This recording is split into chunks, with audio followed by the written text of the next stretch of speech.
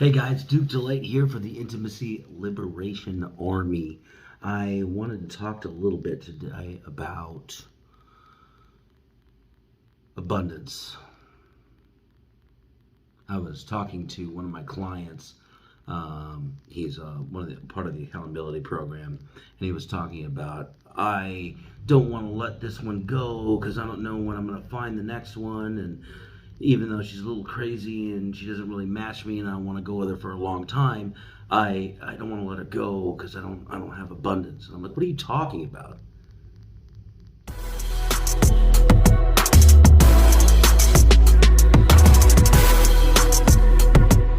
So I'm like, what are you talking about? Like, in the last 4 weeks in the program, you have hooked up with 3 new girls. You have evaluated them and gotten into super qualification stuff with them. Be like, what is your issue? And he's like, well, that one didn't work, and that one didn't work, and that one didn't work. And I was like, all right, well, what do you actually want? Because we went through the 10 deal breakers, 10 nice to have, that whole exercise. And he's like, yeah, well, every time I date a new girl, I like find new parts of myself, and then I don't know what I want, and I'm like stuck on the strengths that they have, and then it screws up my evaluation process, and I still don't think I can get what I really want. And I'm like, well, that's because you don't know what you really want.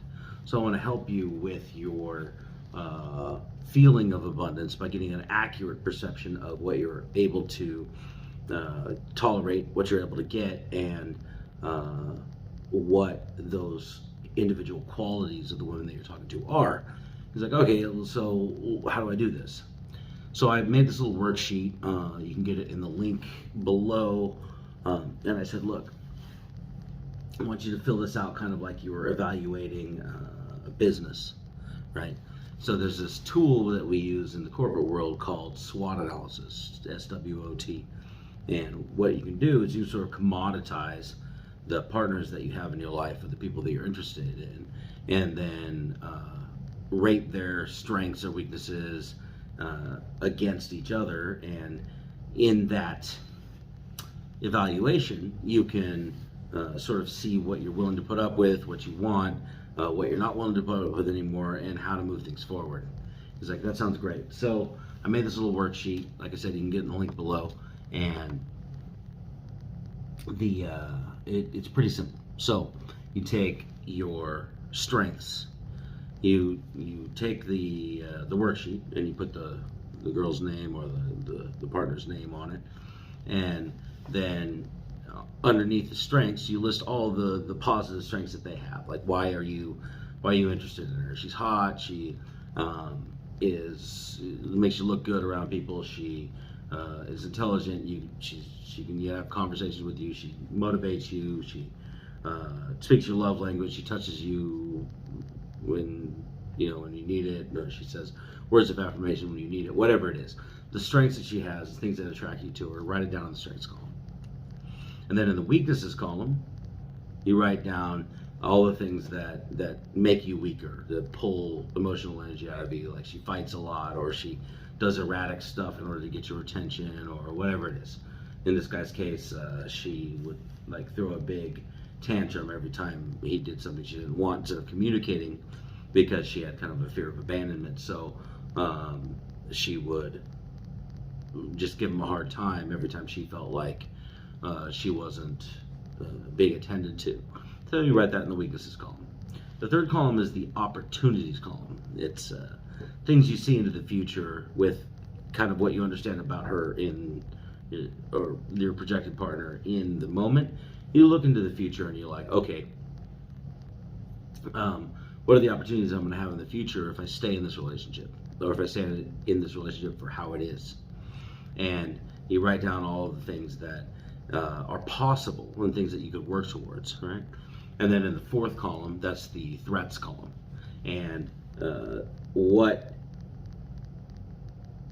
is the relationship in danger for you, being how it is now? So if she's allowed to throw tantrums all the time and embarrass you around your friends, then you can't take her out socially, and it's going to kind of erode your social life by dating this girl, and she's going to kind of lock you down into a non-social environment, and that's not going to meet the rest of your goals or whatever it is.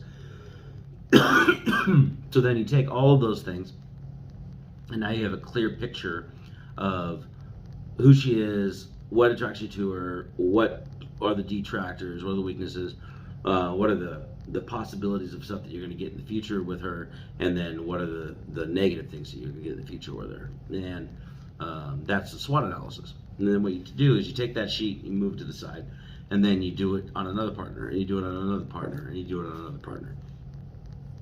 All the new people that you're dating, you do a SWOT analysis on. And then you can kind of over time, you get 5 to 10 of these things, and you can lay them out, and you can be like, oh, so I really gravitate towards this. This stuff is really bad. Like I don't like it, so it makes me question the relationship. This stuff is what I'm looking forward to, and then this stuff is what I'm afraid of in the future. And you start to see patterns in that, and the more partners that you add to it. And if you're doing a lot of practice, the way that we do here at Intimacy Liberation Army, meet a bunch of new people, set the goals, and go out, meet new people, then you're going to have a lot of people to do this kind of evaluation on. And everybody's different, and every relationship is different. Obviously, we go out and date for the purpose of discovery as much as anything else. A lot of times we're trying to find out who we are within other people, and that's a perfectly decent reason to go date. And so not knowing what we gravitate to in strengths, not knowing what we gravitate to in weaknesses, not having the clarity in what we're out looking for and what we're repelled by, and we just sort of emotionally react in the moment, then we can't see the big picture of like who we are. And what that does is it limits our options. We sit around just responding to the emotional responses that we get, in the moment. It shuts down our ability to evaluate clearly between different partners and to choose one over the other, or spend time with one over the other, spend our resources with one over the other. It takes that out of our purview, and with a very clear understanding of what each partner provides and what we're working towards in the opportunities column with that partner, then we just sort of free float through the dating experience without really making any headway as far as growth or moving towards our goals. So if you take the stuff in the last 3 days and you look at the goals that you want overarching in dating and you break them down, then you're going to have clear things to go after.